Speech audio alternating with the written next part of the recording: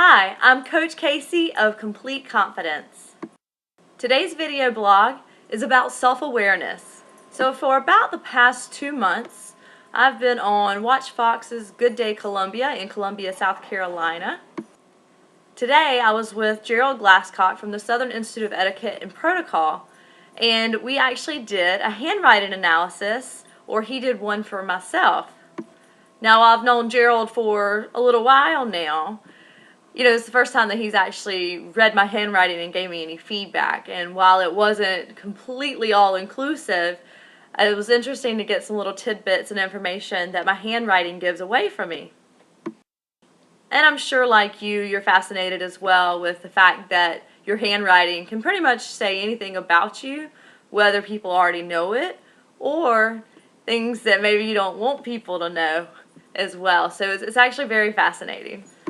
So our video blog, again, is about self-awareness, and I wanted to touch on a few things specifically that we talked about this morning on Watch Fox that Gerald pointed out about me, and then some other things that I know about myself and why self-awareness is important. It's a pretty common fact that, as you grow and mature and experience life more, that you're constantly changing. However, there are certain traits about you that, while they may fluctuate to some extent, are going to pretty much be traits that describe you ongoing.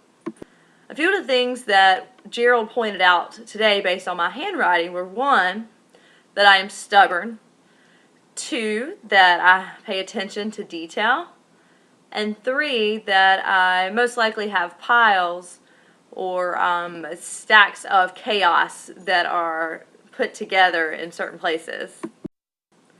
With each of those 3 things, he hit the nail on the head.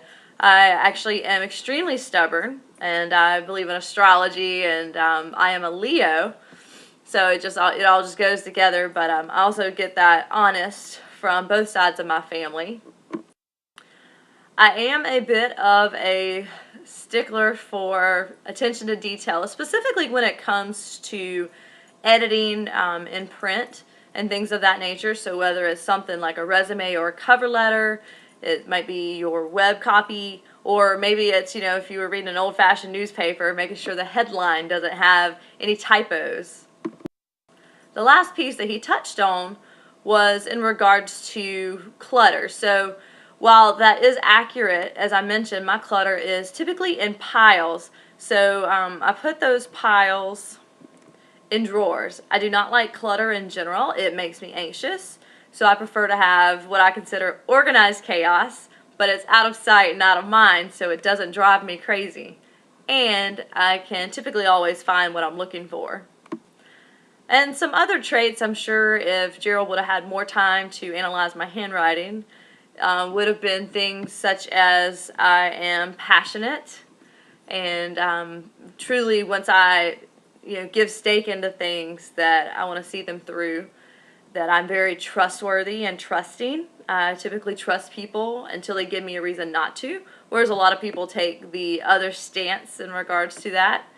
I generally like everybody, and I'm very tolerant of different personalities that are not similar to myself. I also like adventure, drawing outside the lines a little bit. At the same time, I am a rule follower. Whether it's laws or things of that nature, I have a hard time breaking rules. I also like to be challenged. I get bored easily with monotonous tasks, and I prefer things that are constantly changing, and that goes for people, environments, situations. It doesn't matter. I just really like change because I get complacent and bored when things are the same for too long. I'm also a great listener, and I've always been one of those people that people will just come to, whether it's for advice, just to vent, or just to talk, but they know that, 1, I'm going to take the time to listen, and 2, that it's going to be a confidential conversation that won't go any further than us, and that I'm not going to judge them for the information that they shared. And that was well before I decided that coaching was my calling. I'm sure there are many other factors and traits that, obviously can make me up and that my handwriting would say about me, But those are some of the primary ones that would typically be seen in handwriting specifically for myself. And I am curious to get my handwriting further analyzed and see if there's any additional information that, not that I'm not aware of, but that I don't realize that he can see from my handwriting. So the whole point, aside from the fact that handwriting analysis is extremely interesting and a unique way to learn about someone, it's also important that I didn't have any surprises, and not, actually I don't really care for surprises, but not so much from that standpoint, but from the fact that I should know those things about myself already. And again, unless he says something that I don't realize that he could tell, that I shouldn't be surprised by anything that I'm told in regards to characteristics and traits about myself.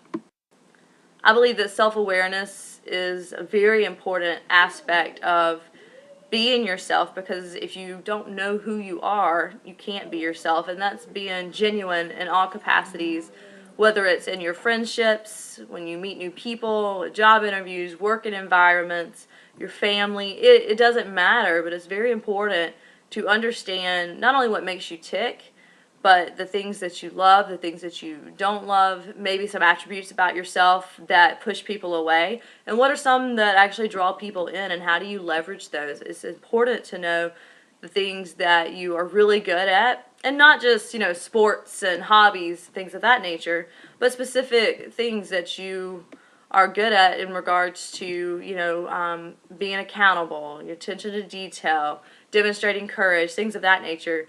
And then maybe some things that, you struggle with. And again, it doesn't have to just be the obvious things that maybe you have to think through a little bit. Or if you were going through a job interview, what are some things that are challenges for you that you've faced in previous positions, and you can be able to draw the lines between those and identify that it's a specific opportunity that you need to address and work towards, and what are you doing to work towards that.